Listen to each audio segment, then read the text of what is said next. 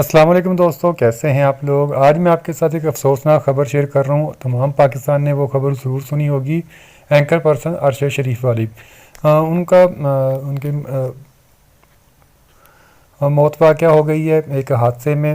کہا جاتا ہے کہ وہ کینیا میں گئے تھے اور وہاں پہ ایک پولیس نے غلطی کی وجہ سے ان کو ہلاک کر دیا۔ ان کی ہلاکت کی تصدیق بھی ہو چکی ہے۔ پاکستان میں ان کی ہلاکت کی تصدیق ان کی اہلیہ کی جانب سے بھی کی جا چکی ہے، جنہوں نے اپنے ایک ٹویٹر میں بیان دیا تھا کہ میں اپنے ایک بہت اچھے دوست، شوہر اور ایک اچھے صحافی کو کھو چکی ہوں۔ کینیا کی ایک رپورٹ کے مطابق پولیس نے دعویٰ کیا ہے کہ ایک جگہ جہاں پولیس کی جانب سے ناکہ بندی کی گئی تھی، وہاں پولیس کو ایک گاڑی کا پیچھا کرنے کے لیے کال کی گئی۔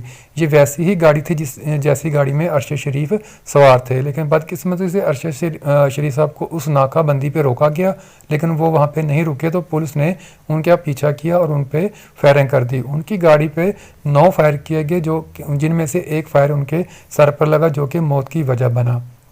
پاکستان کے وزیر داخلہ رانا ثناء اللہ نے ارشد شریف کی موت پر افسوس کا اظہار کرتے ہوئے کہا ہے کہ واقعے کے متعلق حقائق جاننے کے لیے کینیا کی حکومت سے ہم رابطے میں ہیں۔ انہوں نے مزید بھی کہا کہ وہاں کا جو پاکستانی سفارت خانہ ہے وہ بھی اس کیس میں معاونت کر رہا ہے۔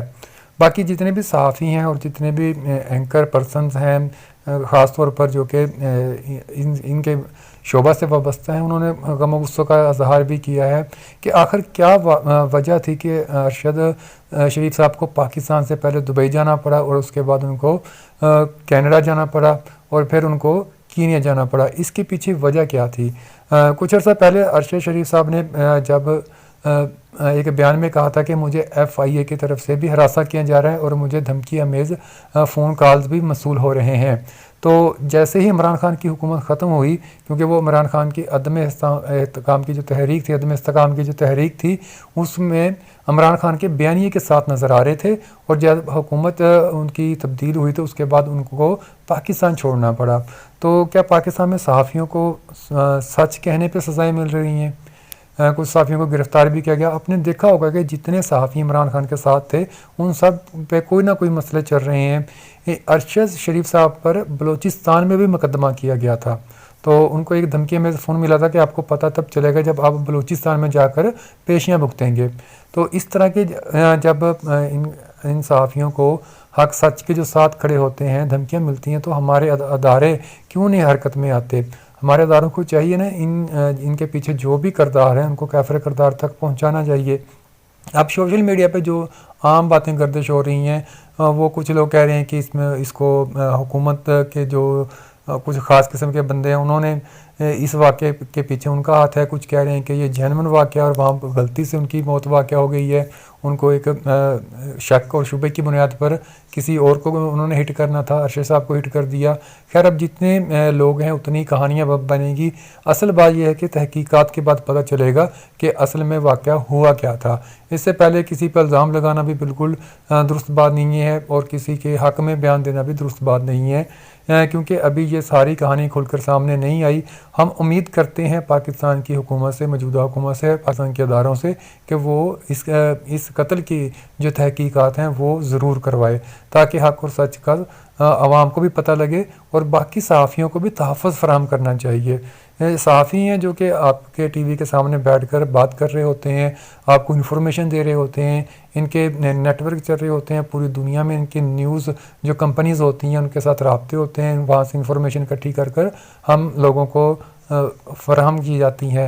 تو ان کا اچھا خاصا ایک نیٹ ورک بھی ہوتا ہے، ان کو ساری چیزوں کے بارے میں پتہ بھی ہوتا ہے کہ کون سے ادارے کس ٹائپ کے ادارے کس ٹائپ کا کام کرتے ہیں اور ان کو حرکت میں لانے والے یا ان کو روکنے والے اعلیٰ کار کون ہوتے ہیں۔ تو یہاں پہ چن کر صحافیوں کو سزائیں بھی دی جا رہی ہیں پاکستان میں خاص طور پر۔ تو یہ پاکستان کی جو حکومت ہے اس کو بھی سوچنا چاہیے، پاکستان کے اداروں کو بھی سوچنا چاہیے۔ ہم نے ایک بہت اچھا صحافی اور ایک نامی گرامی بندہ، اور اس کا بولنے کا جو لہجہ تھا بہت شائستہ تھا، کسی کے ساتھ اس نے بدتمیزی نہیں کی۔ میں نے بہت سارے اس کے پروگرام سنے ہیں ارشد شریف صاحب کے۔ وہ نہ تو غصے میں انہوں نے کبھی کسی سے بات کی ہے، نہ ہی انہوں نے کبھی کسی کو ڈائریکٹ ہٹ کیا تھا، نام لے کر کبھی انہوں نے کسی کو ہٹ نہیں کیا۔ مطلب کہ صحافت پہ اب تنقید ہر بندے پہ کی جا سکتی ہے، اور وہ تنقید بھی وہ کرتے تھے جس کا اس کے پاس کچھ نہ کچھ مواد ہوتا تھا۔ وہ آپ کو کسی بھی بندے کو جب وہ تنقید کا نشانہ بناتے تھے، کوئی بات کرتے تھے، تو اس کے پاس اس کی ریزن ہوتی تھی۔ اب وہ جو ریزن ہوتی تھی، جو بھی صحافی کسی پہ تنقید کرتا ہے تو کسی ریزن کی وجہ سے کرتا ہے، اور وہ اس سے پوچھتا ہے کہ یہ ریزن ہے جس کی وجہ سے میں آپ سے سوال کر رہا ہوں۔ اب جو اگلا بندہ بیٹھا ہے، وہ حکومت وقت کا بندہ ہے، وہ اپوزیشن کا بندہ ہے، کوئی بھی جو بندہ اس کے پروگرام میں بیٹھا ہے، اس کا حق بنتا ہے کہ وہ اس ریزن کو یا تو آن کرے یا اس کو ریجیکٹ کرے۔ تو اس نے جو بھی بات کی ہے وہ پراپر تھرو چینل کی ہے، کبھی اپنی طرف سے کوئی ایسی بات نہیں کی تھی۔ تو ہر بندے کو دکھ ہے، ہر صحافیوں کو بھی، اس کے جو گھر والے ہیں، اللہ تعالیٰ ان کو صبر جمیل عطا فرمائے۔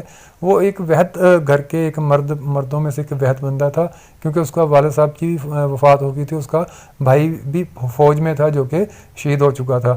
تو وہ اکیلا ہی ایک فرد تھا جو کہ اب اس دنیا سے پردہ کر چکا ہے، جا چکا ہے۔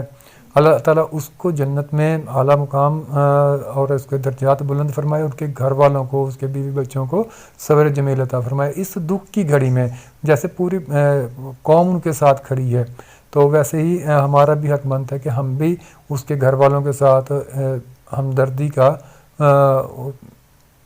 ہمدردی جتلائیں، اور اس کے حق میں، ارشد شریف صاحب کے حق میں دعائے مغفرت ضرور کریں۔ اللہ تعالیٰ اس کے درجات بلند فرمائے۔